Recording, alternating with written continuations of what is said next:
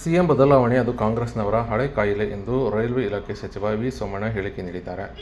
ಚಿತ್ರದುರ್ಗದ ಪ್ರವಾಸಿ ಮಂದಿರದಲ್ಲಿ ಅವರು ಮಾತನಾಡಿದ್ದಾರೆ. ಇನ್ನು ಸಿಎಂ ಬದಲಾವಣೆ ಇದೊಂದು ಕಾಂಗ್ರೆಸ್ನವರ ಹಳೆ ಕಾಯಿಲೆ. ಅವರಿಗೆ ಜಡತ್ವ ಬಂದಿದೆ.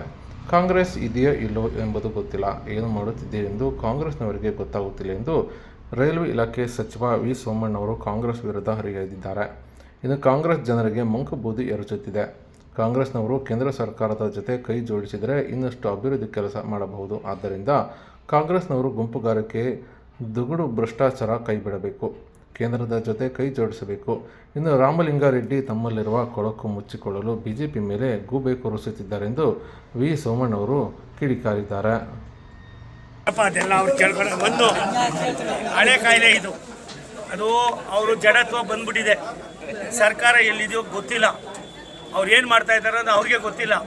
ಜನರನ್ನ ಎಲ್ಲ ಒಂದು ಕಡೆ ಮಂಕ್ ಬೂದಿ ಹರಿಸ್ತಾ ಇದ್ದಾರೆ. ರಾಮನ್ ನೋಡು, ಕೃಷ್ಣನ್ ನೋಡು, ಬೊಂಬಾಯಿ ನೋಡು, ಕಲಾಡಿ ಬಾಬಿ ಅಂತ ಹೇಳ್ಕೊಂಡು ಏನು ಮಾಡ್ತಾರಲ್ಲ, ಆ ಥರದ ಒಂದು ರೀತಿ ಆಗಿದೆ. ಒಂದು ಸತ್ಯ, ಭಾರತ ಸರ್ಕಾರ ನರೇಂದ್ರ ಮೋದಿಯವರು ಈ ದೇಶದ ಸರ್ವಾಂಗೀಣ ಅಭಿವೃದ್ಧಿಯಲ್ಲಿ ಕರ್ನಾಟಕವು ಕೂಡ ಒಂದು ಅಂತ ಅವ್ರು ಏನು ಚಿಂತನೆ ಇದೆ.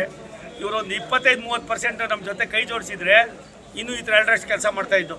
ನಾನು ಇವತ್ತು ವಿನಂತಿ ಮಾಡ್ತೀನಿ, ಇನ್ನು ಮುಂದಾದರೂ ಕೂಡ ನಿಮ್ಮಲ್ಲಿರ್ತಕ್ಕಂಥ ಆ ದುಗುಡ, ಆ ಗುಂಪುಗಾರಿಕೆ, ಆ ಭ್ರಷ್ಟಾಚಾರದ ವ್ಯವಸ್ಥೆ ಇದೆಲ್ಲ ಬಿಟ್ಟು ಭಾರತ ಸರ್ಕಾರ ಜೊತೆ ಕೈ ಜೋಡಿಸಿ ರಾಜ್ಯ ಸರ್ಕಾರ, ಕೇಂದ್ರ ಸರ್ಕಾರದ ಒಂದು ಅಡಿಯಲ್ಲಿ ಕೆಲಸ ಮಾಡ್ತಕ್ಕಂಥ ಬಹುತೇಕ ಕಾರ್ಯಕ್ರಮಗಳಿವೆ.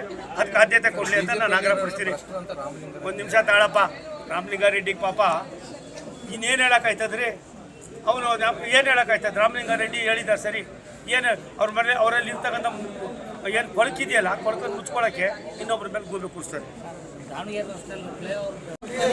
ಒಂದು ನಿಮಿಷ ತಾಡ್ರಿ ರೀ, ಒಂದೊಂದನ್ನು ಕೇಳಕ್ಕೆ ಹೋಗ್ಬೇಡ್ರಿ. ನನಗೆ ಇಡೀ ರಾಷ್ಟ್ರ, ನಿನ್ನ ದಾವಣಗೆರೆ ಮತ್ತೊಂದಲ್ಲ, ಪ್ರತಿಯೊಂದು ಕೂಡ ಕೆಲಸ ನಡೀತಾ ಇದೆ. ಅದನ್ನು ತೃಪ್ತಿ ಪಡ್ರಪ್ಪ.